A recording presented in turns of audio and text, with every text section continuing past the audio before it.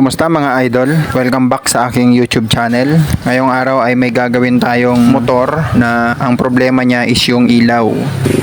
Ayan mga idol, kung mapansin nyo, meron siyang red with white. So originally ang regulator nito ay hindi yan. Kumbaga ang ilaw nito ay hindi battery operated. Kasi yung ikinabit niya is yan, pink, yellow, red, green, tsaka black. So yung black, dapat ito nakakabit sa accessories wire. So dapat battery operated ang ilaw. Hindi dapat dito ikakabit. Kasi ito, ang ilaw nito is galing dito. Yung original na regulator.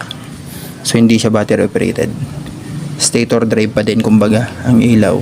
So mali ang connection. So babaguhin natin. Kabit natin.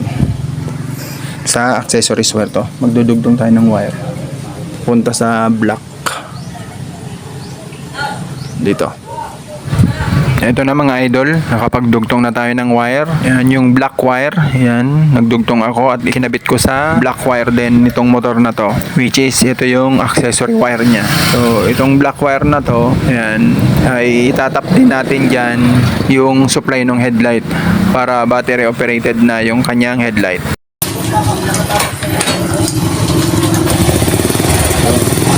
Okay na yung ilaw. Ayan.